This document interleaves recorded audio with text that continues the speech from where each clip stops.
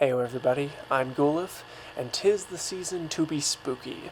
Today, I want to discuss a very interesting horror film called Skinamarink.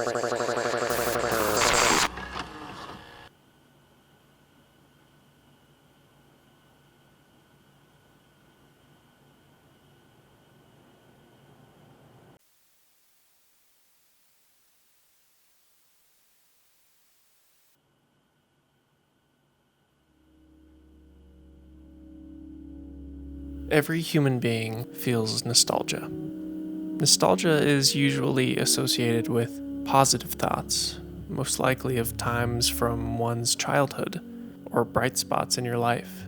It could be a favorite toy, an old VHS copy of a movie you loved, or a memory of when things were much simpler.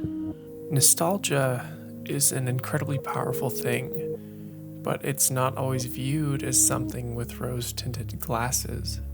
If you had a rough childhood, then you might have a lot of these nostalgic memories that are laced with an underlying dread or anxiety, a deep-seated trauma.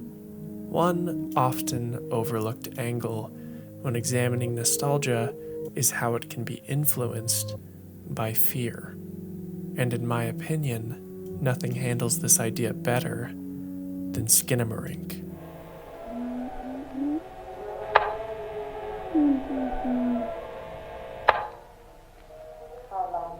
Skinamarink tells the story of Kaylee and Kevin, two siblings who wake up in their home to find that their parents are missing.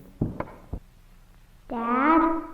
And the doors and windows of the house are no longer there. And I don't mean someone removed the windows from the walls and the doors from the hinges. I mean the doors and windows just ceased to exist. Where did they go? Where there were once doors and windows, there is only a flat surface and seemingly no way out. While trapped in their home and trying to simply just wait it out, each day passes over and over with no change except Kaylee and Kevin realizing something. They begin to suspect that they're not alone in the house, and that something else, something truly evil, and something they can't possibly understand, is lurking in the darkness.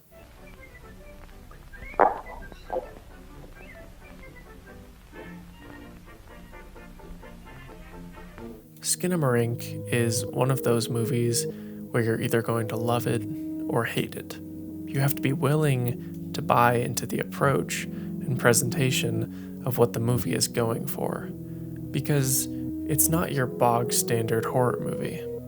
It's as if you're witnessing someone else's nightmare, a child's nightmare, and being frozen in every excruciating moment of that nightmare, feeling all of their fear. That means you'll be peering into every painful second of that dread. If the idea of looking at corners of a home or down a black hallway for minutes at a time sounds tedious and uninteresting to you, then this movie probably isn't for you. But if that does sound interesting in any way, give this a chance. Just make sure you have the lights off.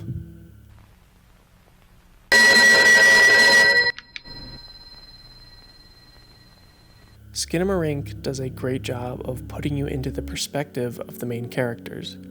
Children struggle to process or understand traumatic events in their lives, and this film forces you to see the fear and trauma through their eyes, and to see it through their perspective.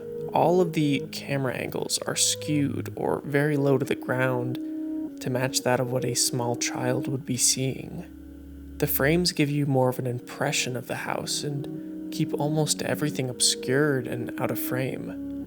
A lot of these shots remind me of when I would be laying on the couch in my childhood home and would just look into the corner of the room. Nothing was usually there, but I would just stare at it and zone out. I might draw shapes out of the indents in the ceiling, but that was it. That image would then slowly burn itself into my mind. It's those snapshots of your childhood that cement themselves and become nostalgic in various different ways. This film was even nostalgic for the creator in a very literal way.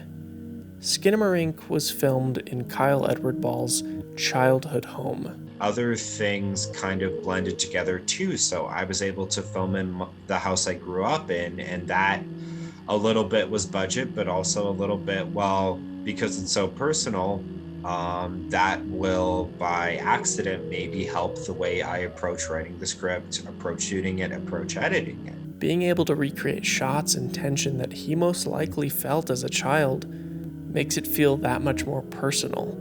I remember growing up when I was about 8 years old. Sometimes I would sneak out of my bedroom and walk into the hallway in the middle of the night. And the hallway always felt impossibly long, and it led down to the staircase. It was always in the middle of the night when I would be afraid of that hallway and where it led.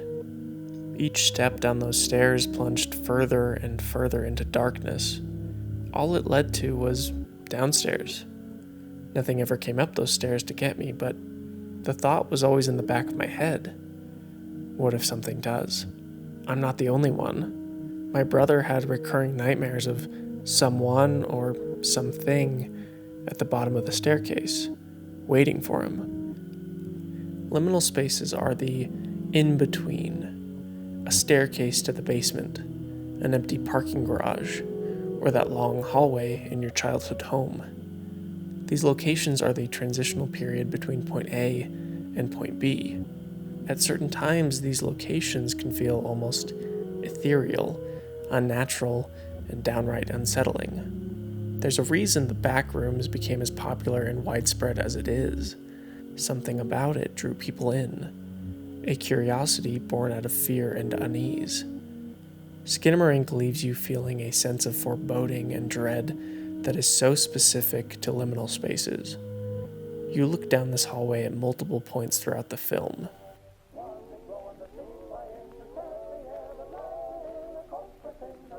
It's an endless black void.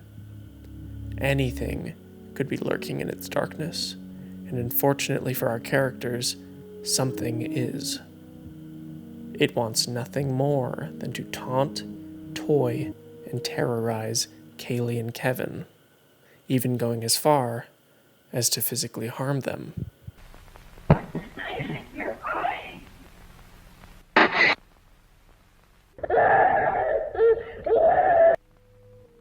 It's very rare for me as an adult to feel afraid of what a movie is showing me. There are very few movies nowadays where I feel any sense of fear while watching them. And I'm not claiming I'm a tough guy either. I'm pretty easily spooked. But when I watch a lot of horror films, I always feel like I'm watching a movie. I can usually see through the veil of it being a movie with actors and sets, which means it takes something truly special for me to be engrossed in the horror of a movie. I was watching Skinamarink for the first time late at night, and there were points where I couldn't help but look away from the screen, which, in a strange way, filled me with excitement. The genuine fear and dread that overtook me while watching this is something that I haven't felt in a very long time. The urge to put my hands over my eyes or look away from the screen has never been stronger, a feeling that I haven't had since I was a young child, watching something that I felt like I really shouldn't be watching.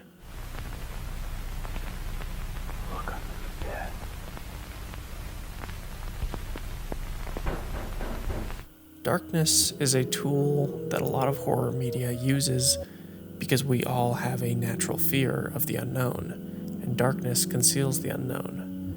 When we're kids, we don't know what's hiding in the closet at night. When we're walking home at night, someone could be following us and we wouldn't know it.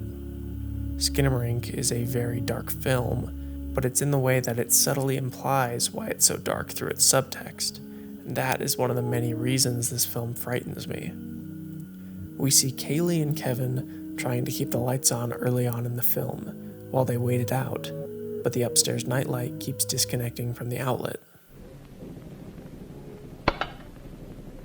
Obviously, the thing hiding in the darkness is doing this, and the kids can't really do anything about this. Framing the story with characters that are so young and so innocent raises the fear and tension drastically. God. you finally realize what's actually going on, you know that there's no hope for the kids. It's incredibly bleak. The trauma that these characters endure and the way the movie presents these bits of information are very purposeful. Every major event or moment of action that happens is incredibly disorienting and hard to follow.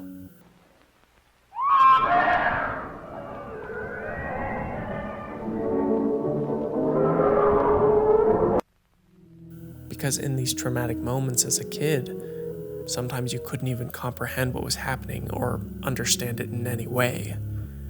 Each of these moments are framed in a way that feels almost random. Obscured corners of rooms, Legos split across the floor and the ceiling, the light from the bathroom spilling into the hallway and soaking into the carpet. Our minds have a funny way of playing tricks on us, turning upsetting moments or downright terrifying imagery into a permanent memory seared into the back of our minds, and in a way, making us nostalgic for what we fear.